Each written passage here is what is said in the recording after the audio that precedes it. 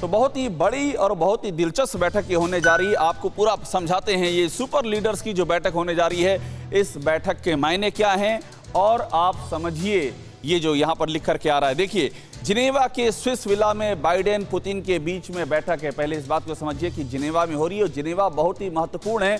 वहाँ कई महत्वपूर्ण कूटनीतिक बैठकों का इतिहास रहा है, वहीं पर ये बैठक हो रही है। बाइडेन और पुतिन के बीच में होगी 5 घंटे की मुलाकात। 5 घंटे में क्या क्या बातें होंगी और क्या नहीं होंगी। दोनों ही नेता मीटिंग से पहले स्विस राष्ट्रपति गाय परमेलिन से मिलेंगे।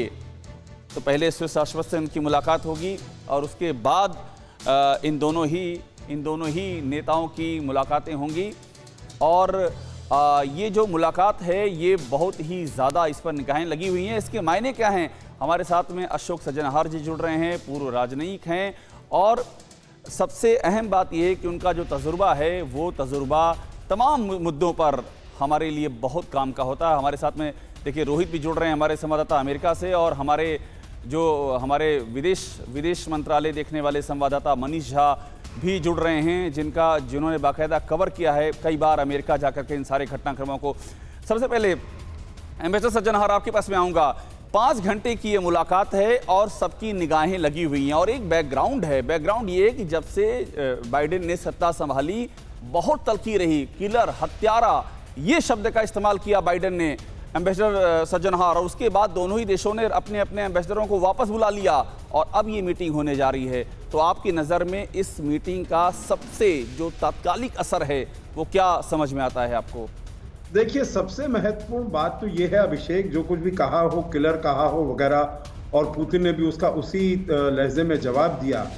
सबसे महत्वपूर्ण बात है जो ये मीटिंग हो रही है, ये शिखर सम्मेलन हो रहा है। बाइडेन के 5 महीने के उनके शपथ ग्रहण के अंदर ये मीटिंग हो रही है। इसका मतलब है दोनों देश ये चाहते हैं जो उनके बीच में जो तल्खियां हैं, जो स्ट्रेस है, जो टेंशन है, उसको कम किया जाए। आपने बिल्कुल ठीक कहा है, जो बहुत उनमें दिक्कतें हैं, बहुत प्रॉब्लम्स हैं। यूक्रेन का प्रॉब्लम है, साइबर सिक्योरिटी का प्रॉब्लम है, अलेक्सी नवाल्नी का प्रॉब्लम है, क्राइमिया का प्रॉब्लम, बहुत प्रॉब्लम्स हैं। परंतु फिर भी दोनों ये लीडर्स और दोनों देश ये चाहते हैं जो उनके बीच में जो तनाव है वो कम हो, थोड़ा स्टेबल रिलेशनशिप हो, नॉर्मल हो। पूरी दुनिया को इसका फायदा होगा। अगर एक देश जिसको फायदा नहीं होगा वो होगा चीन। बहुत बड़ी बात आपने कही। एम्बेसडर सज्जनहार, आपने चीन पर बात छोड़ी है और तुरंत में हमारे सहयोगी मनीष झा जुड़े हुए हैं, उनके पास जाऊंगा। मनीष, जो एम्बेसडर सज्जनहार ने कहा है, उन्होंने चीन पर बात को ला करके पूरा किया है और ये बहुत ही महत्वपूर्ण लिंक है। आपको क्या लगता है, क्या अमेरिका ये चाहेगा कि रूस के जरिए चीन पर लगाम लगाया जाए, और क्या आपको लगता है कि पुतिन एक्मोडेट करेंगे राष्ट्रपति बाइडेन की इस चाहत को, इस उनकी मांग को? जी हाँ, बिल्कुल। देखिए, आपके दोनों सवाल जो हैं वो बहुत महत्वपूर्ण है, और मुझे लगता है कि आने वाले समय में जो जियोपॉलिटिक्स है वो इन्हीं दोनों सवालों के इर्द गिर्द रहने वाला है। हम जानते हैं कि चीन आज की तारीख में अगर किसी की सुनता है तो वो रूस की प्रेसिडेंट पुतिन की सुनता है। लेकिन क्या प्रेसिडेंट पुतिन अमेरिका के लिए चीन पर दबाव डालेंगे? तो वो हरगिज नहीं होने वाला है। बल्कि पुतिन और जिनपिंग मिलकर ये सोचते हैं कि किस तरह से अब अमेरिका को नंबर 1 की कुर्सी से हटाया जाए। और इस मायने में आज की इस मीटिंग को लेकर निसंदेह पूरी दुनिया की निगाहें जगह जिनेवा चुना गया है। हम और आप जानते हैं कि जिनेवा का मतलब ही यही है कि जब 2 शत्रु देश की कहीं कोई बात नहीं बन रही हो तो वहां पर जिनेवा असर आता है। और आप बॉडी लैंग्वेज देखिए, मुझे तो लगता है कि पुतिन मन ही मन ये सोच रहे हैं कि हमने तो ओबामा को भी डील किया है, ट्रंप को भी डील किया, और अब आपको भी डील करेंगे। तो ज्यादा मनोवैज्ञानिक दबाव अभी इस समय प्रेसिडेंट बाइडेन। मनीष इसी बात को बढ़ाएंगे। रोहित शर्मा हमारे साथ जुड़े हुए अमेरिका से।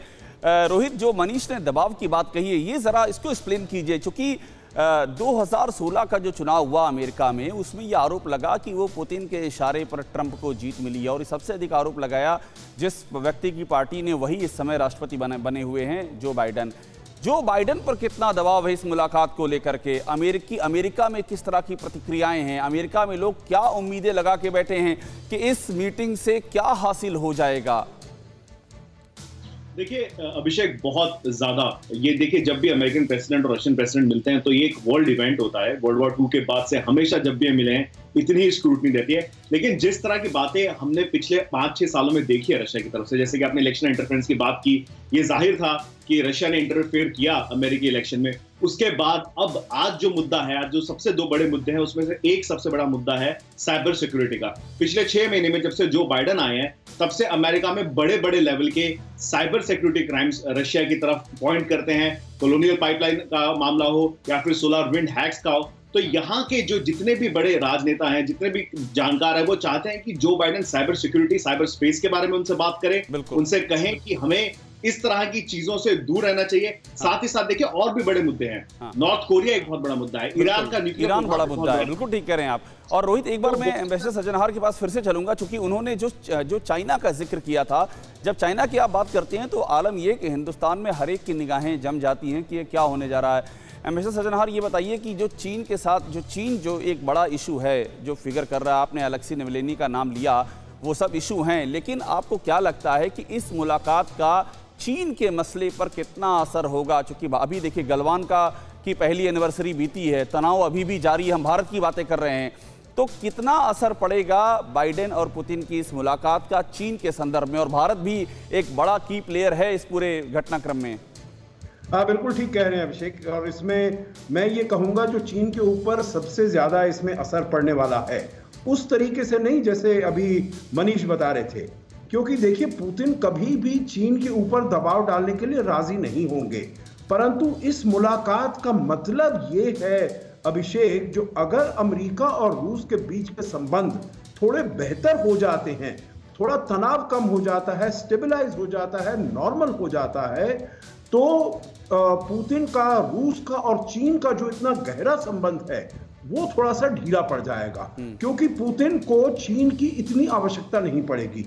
अगर संबंध थोड़े ठीक होते हैं, वहां का जो तेल है, गैस है, जो वो कहीं नहीं बेच सकते हैं क्योंकि उनके ऊपर सैंक्शंस लगे हुए हैं, केवल चीन को बेच सकते हैं, तो उनकी डिपेंडेंस चीन पर बहुत बढ़ गई है। वो जूनियर पार्टनर बन गए हैं उसके। और अगर ये वाला तेल और गैस वो यूरोप को सप्लाई कर सकते हैं तो उनकी डिपेंडेंस कम हो जाएगी और बाइडेन के पास भी और ज्यादा शक्ति आएगी जो चीन के साथ, चीन के विरुद्ध वो खड़े हो सके अपने सभी एलाइज के साथ। हमने देखा है G7 में क्या हुआ है, नेटो में क्या हुआ है, और एक तरफ से मतलब रूस की तरफ से थोड़ा बहुत वो निश्चिंत हो जाएंगे। बिल्कुल ठीक कह रहे हैं मिस्टर सज्जनहार, आपने पूरा परिदृश्य समझा दिया। और हम जो ये खबर आपको दिखा रहे हैं इसके मायने क्या हैं, आपने एम्बेसडर सज्जनहार को सुना, उससे आपको समझ में आ जाएगा कि इसके मायने हम भारतीयों के लिए क्या हैं, चीन से परेशान तिब्बत के लिए क्या है, ताइवान के लिए क्या है। आप तीनों हमारे साथ बने रहिए। फिक्र आपकी, सोमवार से शुक्रवार रात 9 बजे सिर्फ